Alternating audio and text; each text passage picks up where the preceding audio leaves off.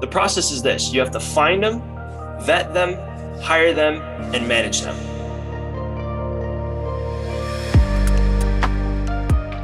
I always say finding the right GC, you'll never ever make up for that by doing it on your own. My approach that I talk about in the book is to be really open, right? And I think if you do that and you're fair and you're humble and you build the right relationship, it'll pay dividends. I'm a simple guy, right? So I created a system. It's called the 3.5 S's. You look at safety, schedule, standards, and the half S is the dollar sign. I always look at the worst case scenario and work backwards. Worst case scenario is you either have your money taken or you end up in court.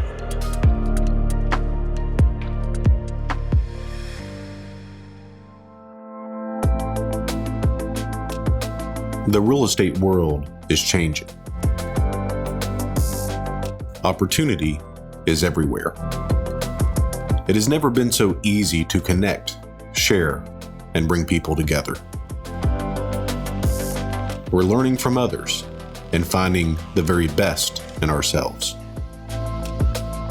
Challenging our beliefs, overcoming our fears, transforming ourselves so we can transform our business.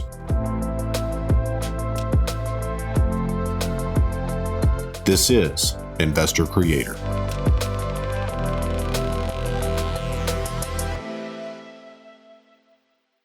Matt, appreciate you being with us, man.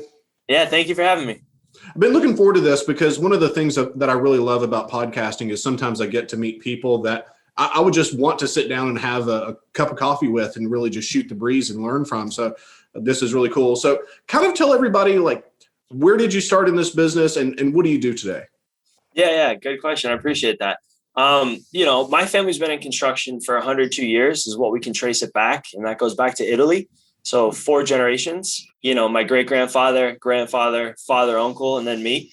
I started first day on the job. I was 9 years old, had a lot of energy. My dad's like, let him out, let him work with me. My mom's like, no, he's too young. And then I stayed home one summer and she's like, take him. So that was day one on the job. And, I've been working in construction for my whole childhood, really. I mean, every weekend was with my dad doing bids and, meeting with clients, and we used to do waterproofing inspections. So I was the guy trying to find the leak. My dad was spraying the hose. I mean, it's been a whole, that was really most of my life, to be honest. Very cool. And so you then at some point transitioned into doing a lot bigger jobs and that kind of thing. So tell us about that. Yeah. So the transition was, when I got a little older, I mean, I was running crews by about 14, 15.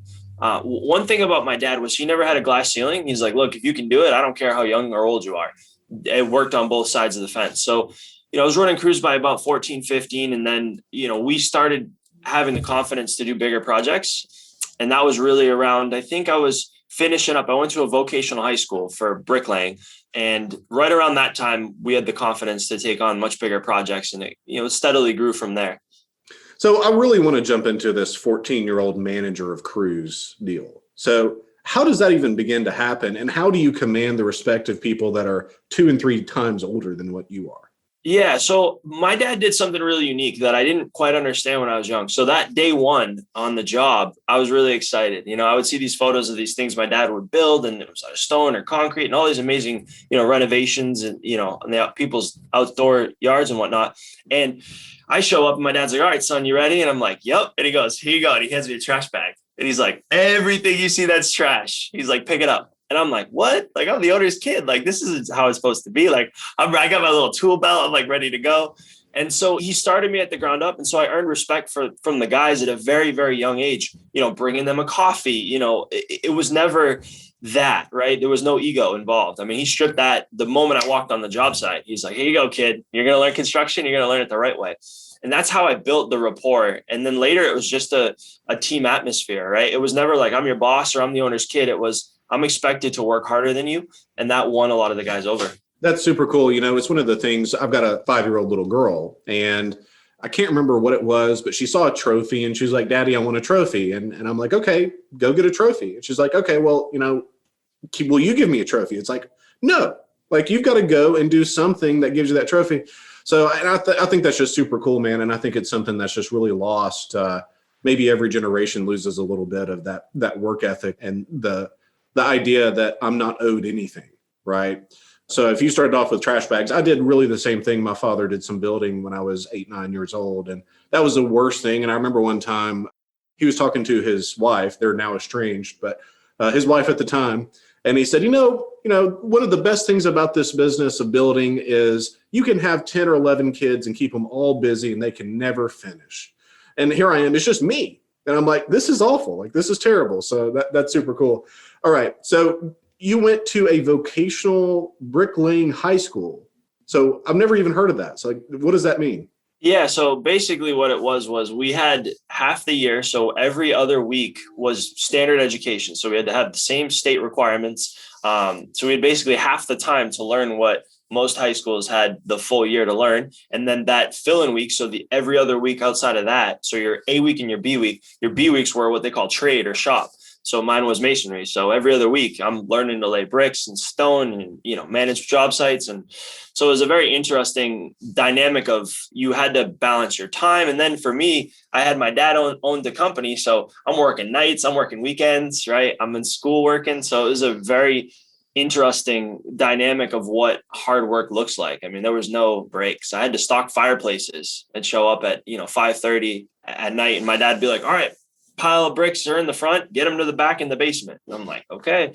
So that's super cool. I hope we have more and more of that as time goes on. I mean, trades are doing a lot better than what a lot of college degrees are doing now. And so that would be a really good thing to bring that back. So one of the things that you mentioned was that you guys started off doing like waterproofing jobs and doing smaller construction, but at some point you went and started to scale up to bigger jobs. Like, do you remember like that first big job and what did that look like? Yeah, I do. We got into a lot of state and prevailing wage work with my dad, when I was younger. And it was definitely a jump because we went from the small family business to doing a lot of the work that big union companies with 300 or 500 employees were doing. And so it was definitely, you have so much regulation and the whole process was different. But it was, and he put me in charge. He's like, he introduced me to the engineer. I'm 17 years old. He's like, all right, Bob, meet so-and-so. This is my son. He's like, he's going to walk you through everything. And then he leaves. And I'm like, okay, this is it, so it was a jump for sure.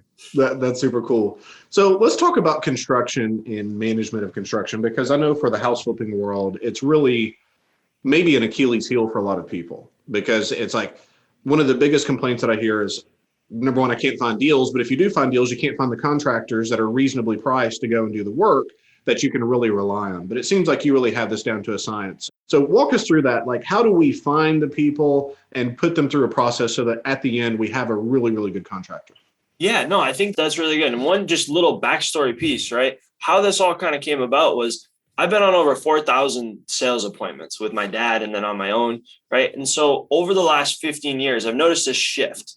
Right. I remember as a kid, my dad, high-fiving the kids of the homeowner, and we would like play basketball. And the only time I ever saw my dad drink a beer was when a client brought one out at the end of a job. And so the reason I'm saying this is my childhood was so unique in the sense that home improvement and the relationship between the contractor was so tight. It was friendly. It was enjoyable. It was nice. And over the last 15 years, I've seen this kind of split where it's like there's tension and the good contractors don't want to work with homeowners and so that was the inspiration for the book, was me reflecting and saying, what happened between me being a kid and obviously owning a construction company here in Los Angeles and this whole dynamic. And so there's some backstory elements, like in 2008 when the economy had the issues it did, a lot of good contractors in their late 50s, early 60s said, you know what, I'm good, I'm out. Right. A lot of good people left. So there's a lot of things that are happening in the background that I don't know that the average investor or even contractor knows and has thought about. Whereas I was reflecting on this a lot.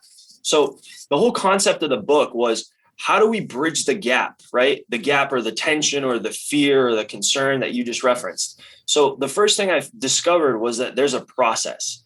And when you make it a process with little mini buckets, it simplifies things. So the process is this: you have to find them, vet them, hire them, and manage them. So real quick overview. Find is where you're building out your list. You're adding people that you're going to call and look and basically vet. Vet is where you're crossing people off the list. And I'll get into the criteria and we can talk as much or as little as you want.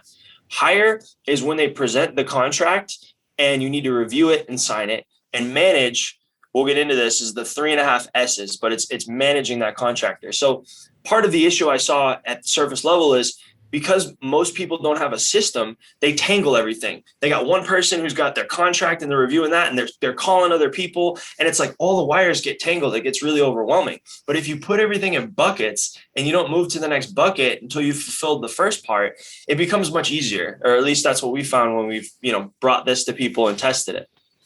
Very cool. So let's start at the very beginning of the process, which is fund. So one of the things that I was taught is, okay, if you need a contractor, then go to Home Depot or Lowe's at 6 a.m. and those are the guys, and give out your business card and get business cards and network there. But I found that to be pretty abrasive because those guys are not really trying to talk about, they're trying to get their stuff and get out. So, I mean, what's the best way that people, if they're just starting, they're fairly green, they're looking at doing the rehab side of things on the residential end, how do they find these contractors? There's a lot of little elements, right? I want to give some gold nuggets. So the finalists, first of all, I tell people 8 to 10 contractors, depending on the task and the price point, is what you want on that list. You need a longer list than you think you need. The traditional 3 or 4 people, it doesn't work, right? In the online world, with construction being as busy as it is, if you have 3 or 4 people on your list, you move to the next phase, you're not going to be where you want to be. If they're not on your finalist, they won't be on your higher list. So finalist is important. The way to do that typically is to start with your power base. So if I were starting out, I'd ask my friends, my family, anybody I knew, say, hey, I just purchased this property, this investment, this home, right? I want to do some home improvement. Have you had any contractors do XYZ type of work on your home? Now, this is where I see people make a mistake, is they're not specific about the type of work they're getting done, right? Is it a remodel? Is it a repair? You have to use the right word and classify the right service. I've had so many people that need restoration going around calling for repairs, right? Big difference with that small subtlety. A remodel versus a renovation, right? Scale is another factor. So we talk about in the book how to qualify your service. But assuming you've done that, you start with your power base, number one. Ask friends and family, but make sure it's the right service. I had an example of somebody who asked their friend for a flooring contractor because they wanted to put in hardwood, and this person did laminate. Got all screwed up, but they didn't qualify the exact service, right? So be really, really careful there. Next thing you got to do is head on to the internet and look for that specific service, blank, near me. Because locale is important, right? You want somebody local, because a lot of the big companies spend a lot of money on ads and they're blasting it 50, 60, 70 mile radiuses to encompass big areas. So when you do the near me, you pull up the Google Maps. So you can't buy your way into that map section that you see when you search a company. That's based off where your primary location is for your office. So when you do near me or in my city, you're more likely to get local contractors. So that's how you do that. And then there's all these third-party sites like Home Advisor, Angie's List, House. And we talk about in the book how to read reviews. A lot of people look at it superficially. Got 100 5-star reviews. Great, I'm calling them. Don't want to do that. You want to sort through the reviews and make sure that those reviews match your service. It's a lot of people, contractors are like the restaurant where you're like, you serve Chinese food and Italian food and hamburgers. In the restaurant world, that wouldn't make sense. But in contracting, we expect contractors, it's not weird to have a contractor say they do everything. But in the real world, it doesn't always make sense. So looking through those reviews, you'll find services that maybe you're thinking of hiring for that happen to be the 1 out of 50 bad reviews. So it's important to skim through those reviews. Yeah, that totally makes sense. So one thing, let me ask this. So let's say that someone is fairly new to rehabbing, but they have a little bit of construction experience and they know the difference in a 2x4 and a 2x12. Mm-hmm. And so do you recommend that they sub out trades or that they hire a GC to go in and manage that? And so they're managing one person. I always say this, you want to find the right GC. General contractor, consumer complaints. So 2019 consumer complaints, top complaint was home improvement, top industry, general contracting. It's because there's what I call paper contractor. It's these guys and gals that get licensed. It's not super hard to do. They own a pickup truck. They don't own a shovel, and they get a nice shirt, and they're a general contractor. So it is the heart. Like when I wrote this book, I was like, literally, I was thinking in my head about general contractors because it's so hard to vet them. So I always say finding the right GC, you'll never, ever make up for that by doing it on your own because they have leverage. If you're remodeling a home, right, and you have a plumber and they're doing your bathroom and, maybe your kitchen, right? That plumbing scope isn't very big, right? So if you hire that plumber individually, you've got very little leverage. However, if the GC hires that plumber and it's his or her plumber, he goes, look, you need to make Mr. and Mrs. Jones happy, because if you don't, you're never going to see another one of my remodels again, right? There's a relationship there. So it's with the right GC, you have the right relationships, you have the right leverage. It's hard to create that with a bunch of small jobs that you do directly. That makes a lot of sense. Okay. So let's go to the vetting side of things. So how do we have a list of 10 GCs that we feel like we got recommended, they have good reviews, they're local, that kind of thing. So take us through the process of how do we vet these people? Yeah, vetting, the quick overview is you want to think of it like you're crossing people off the list. So it starts from when you book the appointment. So what I like to do is, and with GCs, it's important to know the split. So there's owner operator and there's divisional. Owner operator means the person you call to schedule the appointment is the person showing up on the appointment. Divisional means you're calling the office and they're sending you to meet XYZ, which might be the owner or it might be a salesperson. We got to know the split because that dictates how we evaluate them, right? So we call up and we go to schedule our appointment. I like to ask what services they specialize in first before you say anything. Hi, I live in so-and-so. I was doing some research online. Can you tell me a little bit about your company? What are you best at? What do you do the most of, right? You start interviewing them before you tell them your service. Well, what are you looking for? Never mind that, right? I say it a little more friendly, obviously, but no, I want to know, what do you enjoy most? I like to see consistencies between the person who's talking to you on the phone when you're taking notes and the person you meet out in the field. I like to see that they both say the same thing. If there's incongruencies, I call that a yellow flag. So that's the first step when you're talking to them. The next thing you want to look for is, I think there's some confusion around how we evaluate the person who shows up on the job. If it's owner operator, meaning that's the person who owns the business, answered the phone and is going to be supervising the work, they need to know everything. Like they need to know off the top of their head, like one of my favorite questions to ask is, how might this quote expand? How might the work expand? Give me a few examples here. Worst case scenario. My favorite question, right? Because you can test whether or not they're willing to give away some of the change orders they might have. So if it's owner operator, they better have quick, serious answers. If it's a salesperson, right, they might not have all the answers. I've seen great companies, and I've had a friend of mine did this amazing company. They had a new salesperson, right? Training, just got out of training. My friend calls me up. He's like, Matt, I need you to look at this quote. This guy didn't know anything. And I'm like, well, tell me about it. We're talking, find out it's a new salesperson. So know whether or not it's owner operator or divisional and how to rate that criteria. So that's kind of high level overview on vet. Okay, cool. And so we vet, we feel pretty comfortable, and it's like, okay, we've chosen this person to manage this.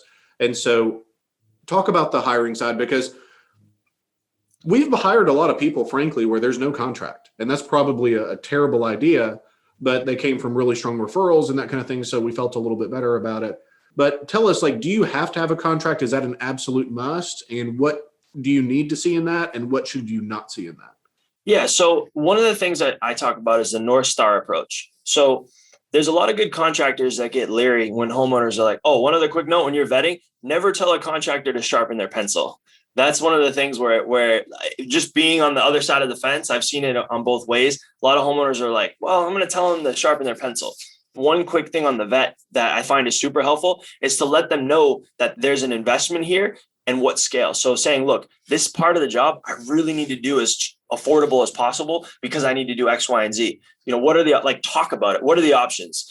A lot of people say, give me your best price, sharpen your pencil. I've got other work. We hear that 1,000 times. It doesn't move the needle. But if you create a good relationship and you're honest, contractors will go out of their way to say, well, we could save on this. So that's just one little gold nugget. But yeah, and let's talk about the negotiation side, because that's something I kind of skipped over. Do you recommend always negotiating, or is it something like on the front end with somebody that you want to build the relationship with? Maybe on the front end, it's like, look, I'm going to let you make a little bit more on this one, and then we'll build the relationship. And then we have these other properties. At that point, we'll renegotiate. Because I've had situations where I've had contractors like go 2 hours away from me, and I'm like, they're going to make more on that deal. I'm okay with that. I'm doing okay on the deal. I want to make sure that they're happy. And so we're a little bit more amiable on that side than I am on something that's like, this is in your backyard. I know what the cost should be. And we're a little bit more stringent on that. So do you recommend negotiating, or is that something on the front end? Maybe we want to just build the relationship and negotiate later. I like to be upfront about it, right? I like to say, look, this is my first, and I don't, my approach that I talk about in the book is to be really open, right? And I think if you do that and you're fair and you're humble and you build the right relationship, it'll pay dividends. So look, this is my first investment. I'm going to move slow and make the right decisions, but I want to make sure that, that we're fair with each other.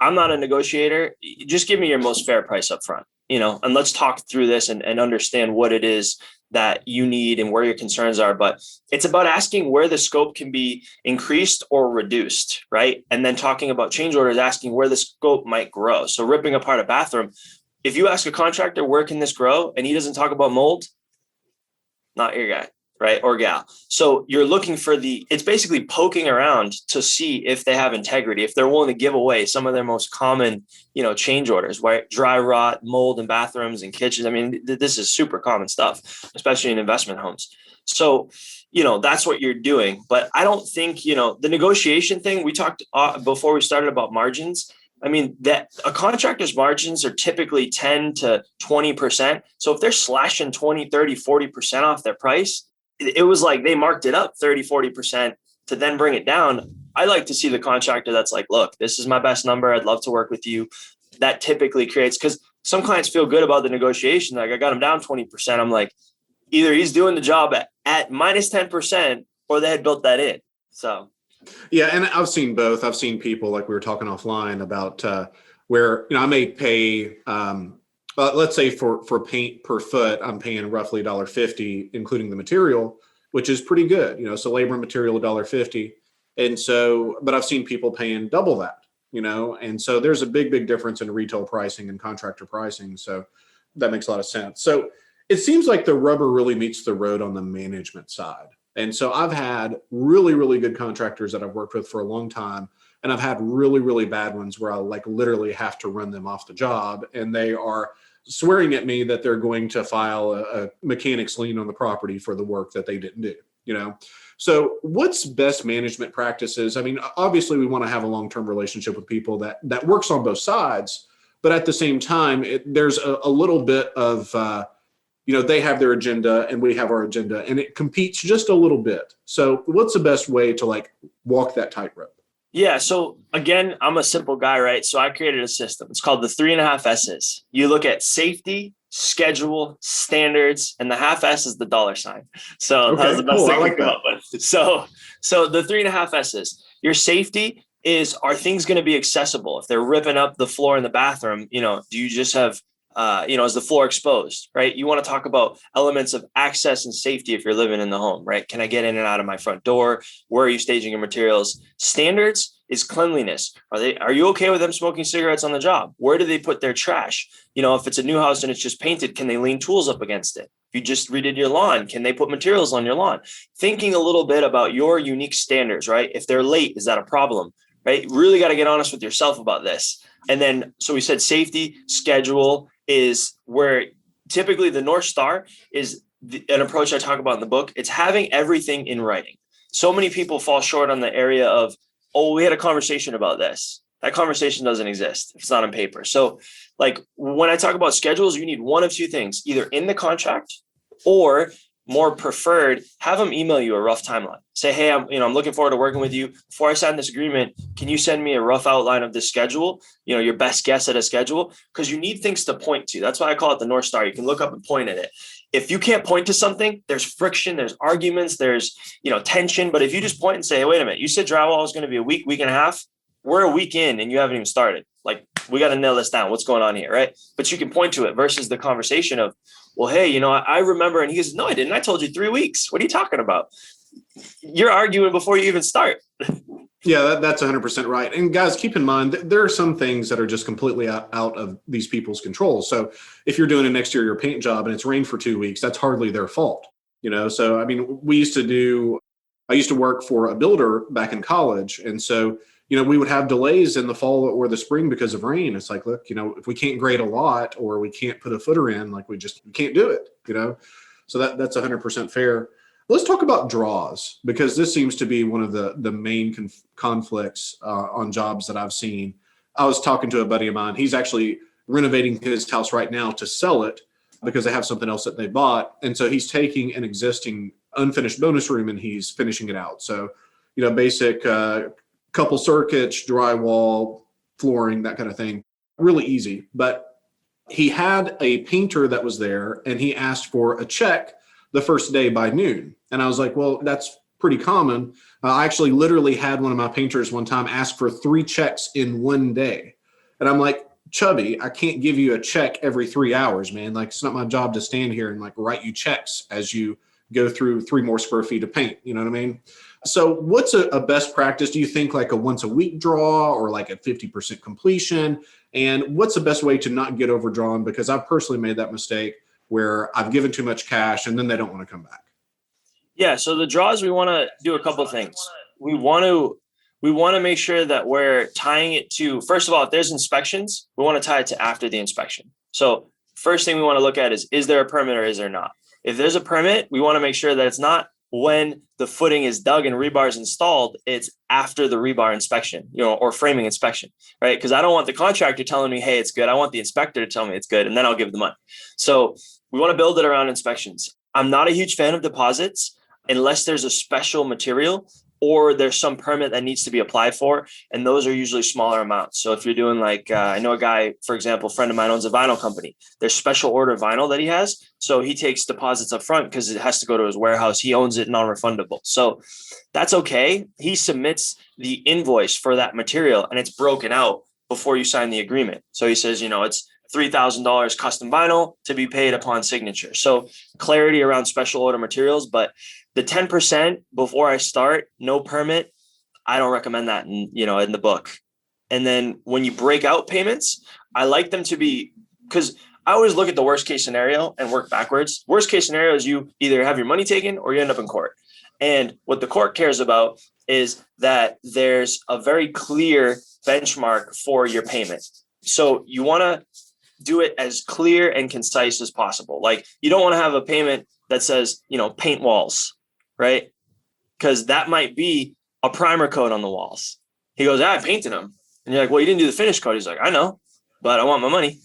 So you want to get the payments as clear as possible. And the duration of the job matters. I like weekly draws on things that take more than a month or two.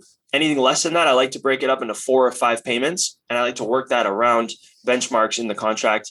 Ideally, those that are clear, concise, or have permits. Very cool. So it sounds like there's a lot to this.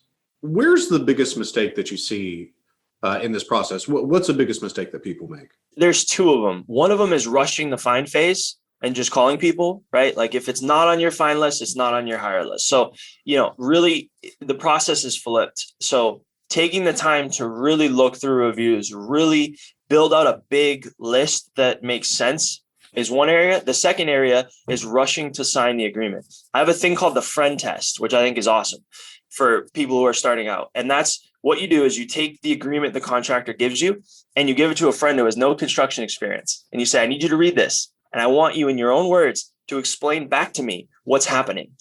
And if they can't do it off of that agreement, I can tell you right now, if that goes to court or there's an issue, you're going to have a problem. So it exposes those silly little things where, you're like, they go, well, where's they'll say remodel room. And you'll be like, the friend will be like, what room? And you're like, oh my gosh, yeah, it's my second bedroom. Good point. Like, all those little things that you wouldn't think of when you do the friend test, you'll find those and you can amend the agreement. So rushing to sign the agreement and not spending enough time on the find list. Very cool. Offline, we were talking about bigger construction jobs. And, so I'm based out of Nashville, Tennessee. There's a lot of big construction going on. I think the last time I counted, which has been a few months ago, but there might've been like 22 or 23 cranes, in the city that I could find. And, there's more than that. So just a lot going on. And then I look they built a JW Marriott not too long ago. And I don't know how big this thing was, but it was big, and I was there whenever they dug the footers and just like how far deep that mid-rise went. And I was like, man, this is amazing. But then I think about the cost side of things. And I'm thinking, there's somebody out there that looks at this blueprint and all these intricacies and all these finishes and says, yes, I know what that cost. And this is the time frame. And I know how to build that, which just blows my mind. Okay. And I know that you've worked on some bigger jobs for you and your family, and then you've worked on some bigger jobs for other companies. I mean, It has to be either one thing that people are so segmented and they have the process down so much that they really do know within 5 to 10% what that darn thing costs, or they have to like over budget 40% and hope that they're within a Wrigley field correct about this thing. So what's been your experience on that? On bigger jobs or in the smaller projects? On the big commercial stuff. Yeah, on the big commercial stuff, it's actually easier to bid because you have such big economies of scale. So you make up so much inefficiency. So on a smaller job in the residential sector, for example, if you're doing, 30 linear feet of foundation stem wall, if you're off, it's hard to make that up. But if you're on a commercial job where, you've got caissons or piers going in the ground and you have a big scope, you can actually make up efficiencies. It's like being in a race, right? And the race is really long and you're like, well, I got off to a bad start, but I have this long runway to make it back up, get things back on track, figure out what I did. But if your runway is really short, if you're running a race and it's 10 feet and the first 6 feet, you're like a little off, it's hard to make that up. So the commercial stuff's a little bit easier in that regard, I find, where if you do make a small mistake or even a moderately sized mistake, you have room and runway to make it up. That's really amazing and completely opposite of what I ever would have thought. So effectively, it may be easier for you guys to budget a $10 million job than a $100,000 job. Absolutely. Because square foot and linear pricing, if you have a really small job, your mobilization, your setup, and your cleanup, let's say this job is 2 days and it takes you 2 hours to set up, 2 hours to clean up, and you got to go to the supply house. You've got 6 hours out of a 2-hour job just in your setup fees and cleanup. So percentage wise, that makes a big difference. If that job's 300 days long, your 1 day setup and your 1 day cleanup doesn't even touch the budget. So you have to be much more precise on the smaller stuff. That makes a lot of sense. So Matt, tell us about the book and how other people can find out more about you. Yeah, so the book is The Undercover Contractor, How to Not Get Screwed by Your Contractor. You can head on over to theundercovercontractor.com and everything's there. All the social, the book is going to be out in about a month, so you can get on a pre-order list for that. Cool. Very cool. I think we're definitely going to get that for our apprentice group because what you talk about, man, just makes so much sense and it's so valuable. I mean, there's so much loss through bad management of contractors. And so if we can get this process down and really have it streamlined, then we're going to be a lot more successful. Matt, appreciate you being with us so much, man. I really enjoyed it. Thank you.